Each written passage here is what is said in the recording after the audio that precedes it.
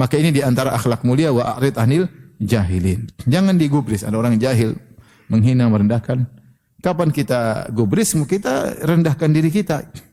Ya. Ada orang gila ganggu kita, jangan ikut-ikutan gila. Biarin dia gila saja. Selamat gila, saya jalan terus. Ya.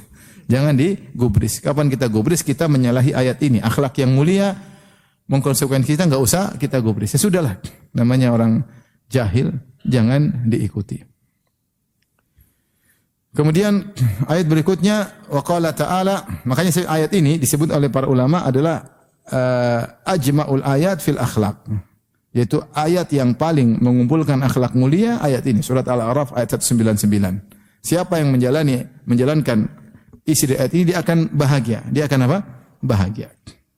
Dia akan bahagia, dia tidak banyak nuntut, tidak terlalu ekspektasi tinggi, dia menjalani, dia tahu hidup ini cuma sementara dan tidak sempurna. Kesempurnaan semuanya di surga. Semuanya di surga. Wa qala ta'ala fasfahis safhal jamil. Fasfahis safhal jamil.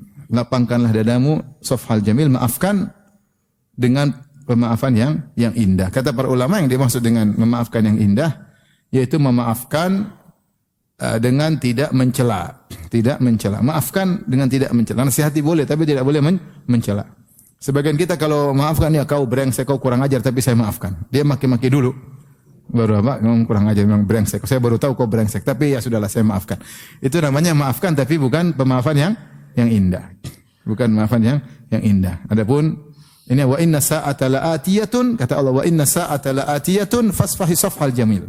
Sungguhnya hari kiamat akan tiba, maka maafkanlah dengan pemaafan yang indah. Ngapain kita dendam-dendam, ribut-ribut? Sebentar lagi hari kiamat. Kalau bukan hari kiamat besar, hari kiamat kecil, kita mati. Faman mata faqad qamat qiyamatu. Siapa yang mati sudah tegak hari kiamatnya. So, kita ngapain dendam? Hidup ini tidak semuanya indah.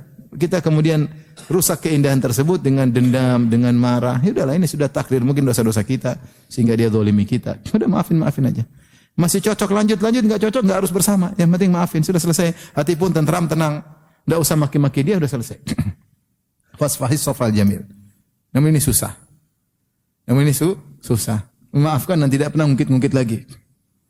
Kalau ngungkit lagi itu namanya maafkan tapi masih mengungkit. Itu belum lapang dada. Adapun orang yang memaafkan dengan pemaafan yang indah, dia tidak ungkit-ungkit. Ini contohnya siapa? Nabi Yusuf alaihissalam. Ketika kakaknya mengatakan innaka la anta Yusuf, hadza akhi. Kemudian apa? Innahu may yattaqi yasbir fa innallaha la yudhi'u ajral muhsinin. Qalu laqad atharakallahu alaina wa in kunna la khati'in. Ya, sungguh Allah telah memuliakan engkau wahai Yusuf daripada kami, dan kami sungguh telah bersalah. Wa in kunna la khati'in. Mereka ngaku salah di depan Yusuf. Kata Yusuf alaihissalam, la tathriba alaikumul yauma.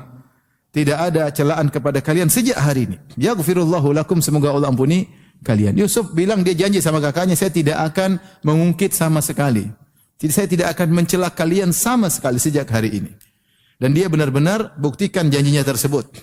Bahkan ketika dia bertemu dengan ayahnya, akhirnya dia cerita tentang apa yang dia alami, dia skip masalah ini. Makanya dia mengatakan, laqad ahsana bi, wahai ayahanda, Allah telah berbuat baik kepadaku. Idz akhrajani minas sijn. Ketika Allah keluarkan aku dari penjara. Waja'a bikum minal badwi min ba'di an nazaga syaitanu baini wa baina ikhwati. Setelah Allah mengadoma antara aku dengan saudara-saudaraku. Dia enggak cerita Allah telah berbuat baik kepadaku ketika Allah selamatkan aku dari sumur. Di mana kakak-kakakku masukkan aku dalam apa? Sumur. Itu di-skip oleh Nabi Yusuf. Nabi Yusuf tidak cerita kepada ayahnya karena Nabi Yusuf kan diselamatkan banyak. Di antara bentuk penyelamatan Allah, yaitu Nabi Yusuf tidak dibiarkan di sumur, kemudian mungkin sakit, mungkin apa, tapi dijual, kemudian jadi budak, dan Allah akhirnya selamatkan dia. Dan dia tidak singgung masalah ini. Karena kejadian ini bapaknya enggak tahu. Nabi Yakub enggak tahu apa yang dilakukan oleh kakak-kakaknya kepada Nabi Yusuf. Adapun kakak-kakaknya cemburu kepada Yusuf, bapaknya tahu, Nabi Yakub tahu. Makanya perkara yang bapaknya tidak ketahui, Nabi Yusuf skip. Dia tidak sebutin. Dia mengatakan laqad ahsana bi. Sungguh Allah telah berbuat baik kepadaku. Idz akhrajani minas sijn. Dia langsung cerita tentang penjara. Padahal sebab dia di penjara gara-gara kakaknya jual dia apa, budak. Dan seterusnya sampai dia di penjara. Ketika Allah keluarkan aku dari penjara. Kemudian waja'a bikum, dan Allah mendatangkan kalian minal badwi, dari kampung kepada kota Mesir, Mim ba'di an nazagha syaitanu baini wa baina ikhwati. Setelah syaitan adu domba antara aku dengan kakak aku. Ini antara nikmat. Adapun kakak-kakaknya cemburu pada Yusuf, tidak perlu Yusuf sembunyikan karena bapaknya juga tahu. Tapi bagaimana cara Yusuf mengungkapkan? Dia bilang syaitan yang jadi masalah, bukan kita.